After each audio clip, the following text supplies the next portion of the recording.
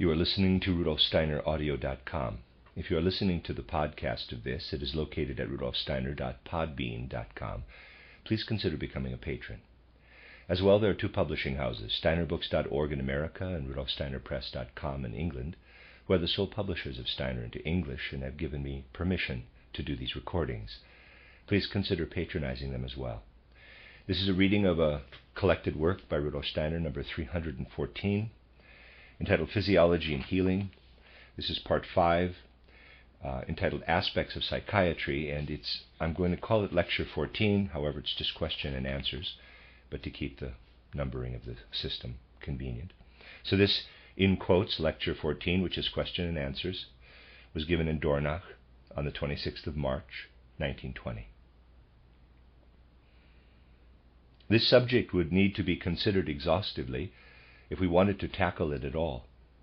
Today we can only make some brief references, for the study of psychiatry undoubtedly needs the most thorough revision, especially in our day.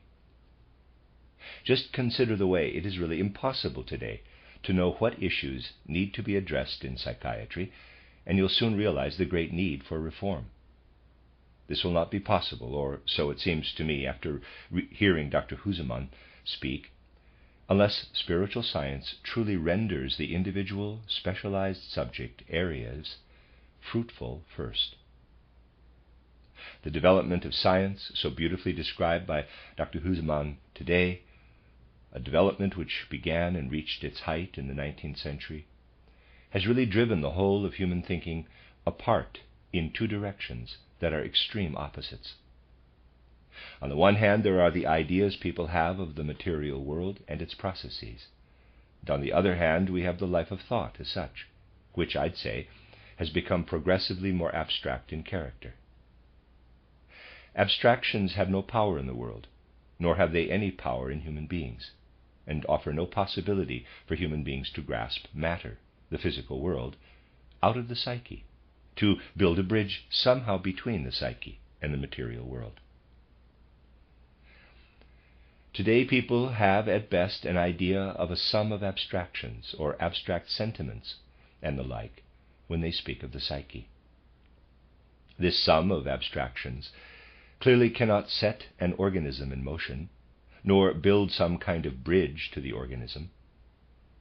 It, therefore, also cannot be said that we can somehow influence the outer physical real organism through the psyche, doing so with something which is but a sum of abstractions. On the other hand, knowledge has been gained in science of the physical organism.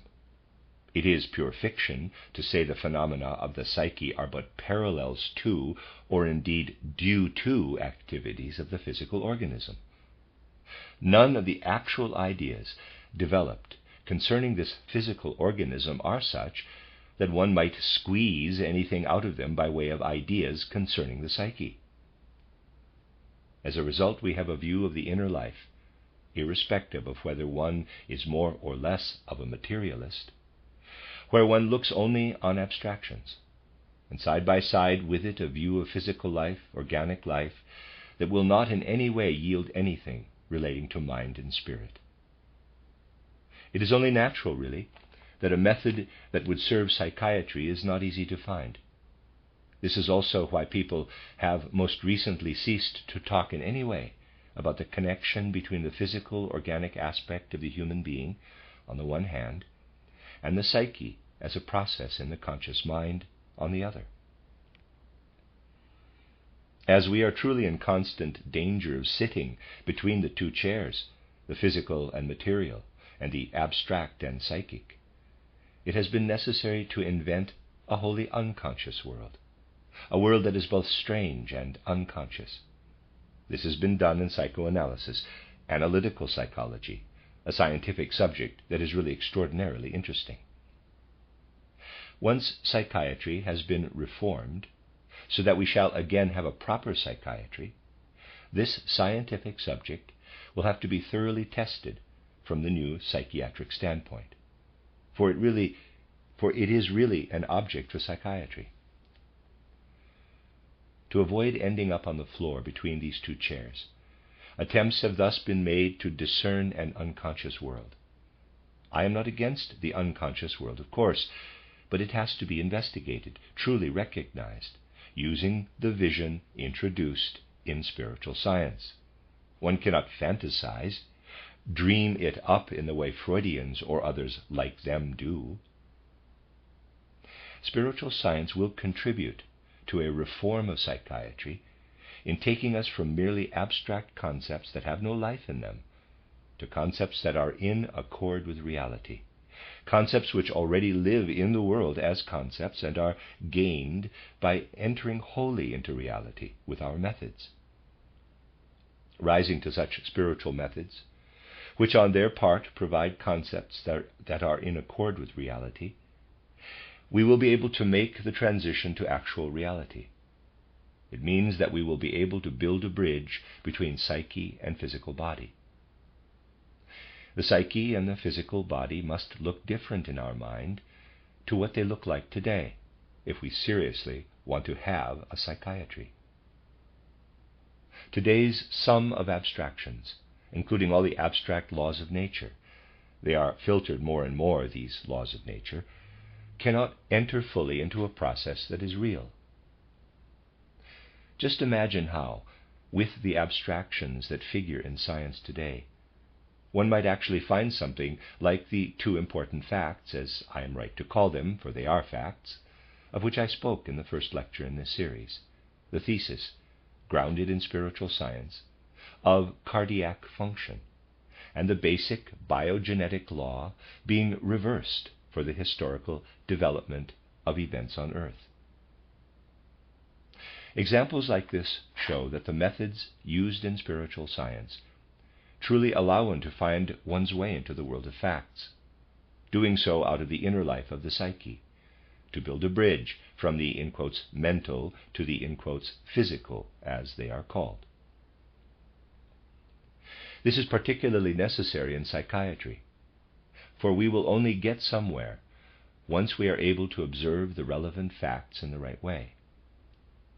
And the facts of psychiatry are essentially even harder to observe because they call for greater freedom from bias than the facts relating to the effects of physical laws. Essentially, there is practically no way of isolating the human being completely as soon as we come from health, relative health, to relative sickness. The human being does indeed develop into a single individual, an isolated life.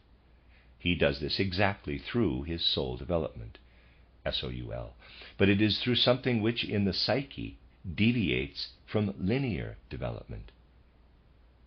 Anything which deviates from the linear development, which we call normal, in quotes, in the physical aspect, parenthesis I can of course only make brief reference, otherwise one would have to go on for hours going into detail, close parenthesis, is not something which we can consider in isolation. Human beings are much more social creatures, also in the deeper sense than we tend to think. And actual mental diseases can only in the rarest instances be assessed according to, let us say, the biography of the individual in isolation. This is practically impossible. I'd like to use a hypothetical example to indicate what I really mean. You see, it is possible, for example, that two people live side by side in a community, be it a family or some other kind of community. One of them has the misfortune, after some time, to suffer an episode, something classified as belonging to the field of psychiatry. Now, it is, of course, possible to treat that individual in isolation. But if you do this, especially if you base your view on a study of this individual in isolation, you will, in many cases, really just fall victim to a thought mask.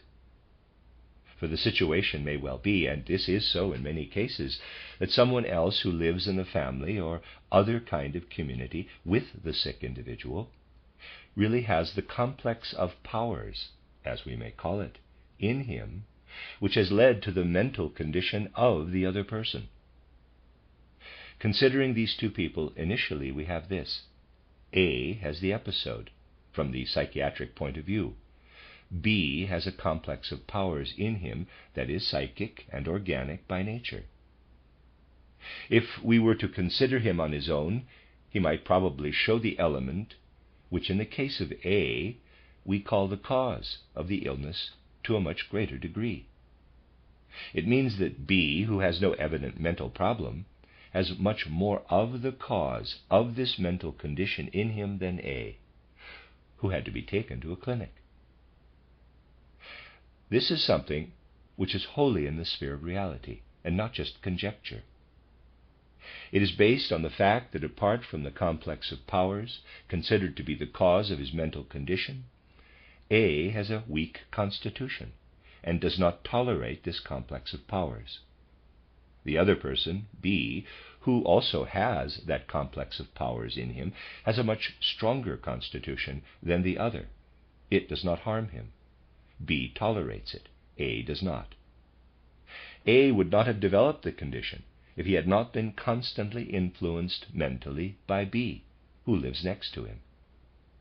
B's influence would be extraordinarily great because he is more robust than A. Here you have an example which is a reality in a great many cases.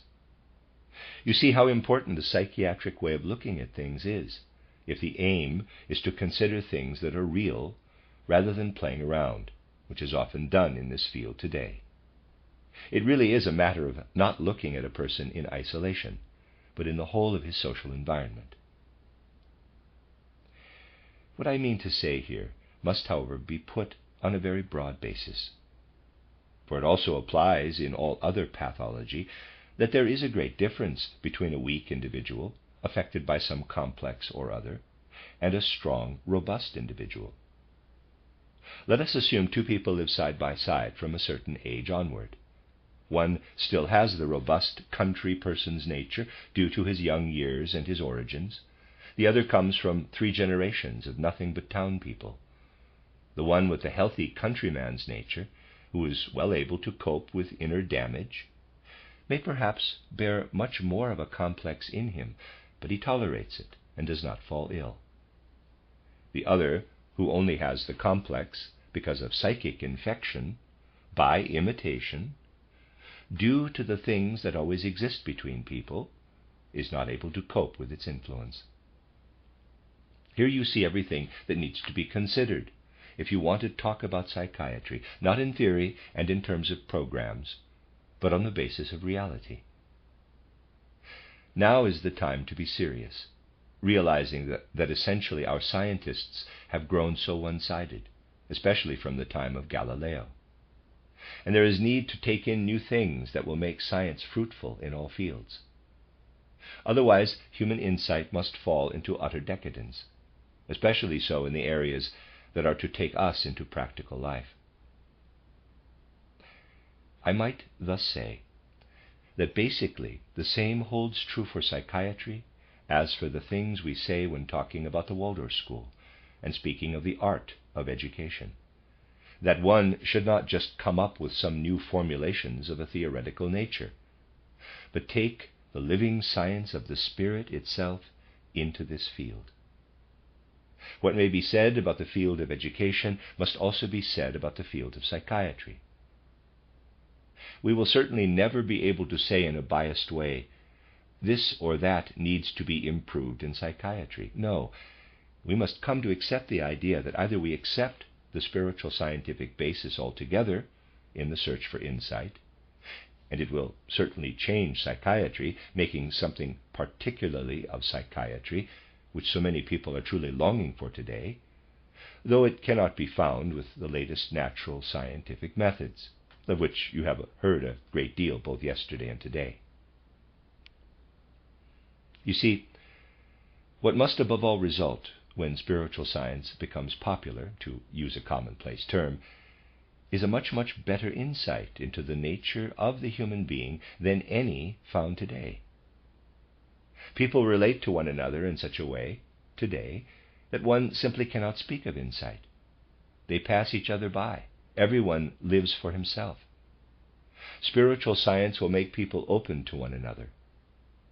And much which today is perhaps still thought to be in the field of mental pathology will with this be driven across into the field of mental hygiene. For the situation is I'd say that straight currents may be traced everywhere, from the syndromes of disrupted mental life to the ideas, often accepted as a matter of course in public life, which are not considered pathological at all, but are indeed generally accepted. If we were to follow up some of the concepts which are so generally accepted, we would find that more slowly perhaps, but nevertheless, the same route has been followed as that used to trace an abnormal mental syndrome, though it then progresses speedily in someone whom people consider mentally abnormal today. It is evident from all this that ultimately all the talk about details in reforming individual sciences does not give us much. But if one decided, sadly many souls are too sleepy today, to look for scientific life to be made fruitful in terms of spiritual science, then all kinds of different fields in science, and especially the field where various deviations from normal mental life are considered, psychiatry, would suffer an automatic reform, as I'd like to put it. Even if such cases go in the direction of the most extreme rebellion, raving madness, feeble-mindedness, and so on, we will only discover what these mental aberrations from normal life signify within the whole of normal development. And we shall, in many respects, find that if our philosophy of life grows progressively more sound, many of the unhealthy public errors that cast their light into the pathological aberrations of the mentally ill will grow sound. For it is absolutely remarkable how difficult it is to draw a clear boundary between normal life, in quotes, as it is called, and abnormal mental life.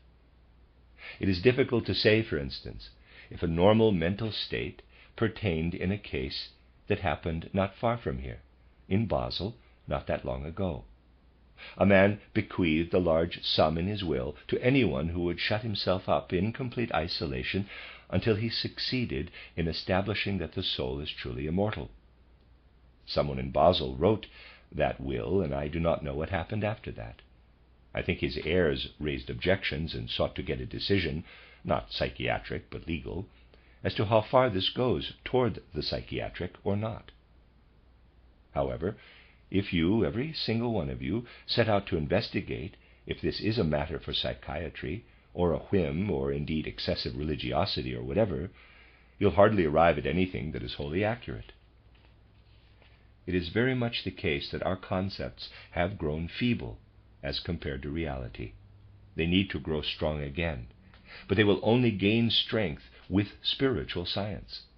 And psychiatry will be one field among many where people will grow aware of this.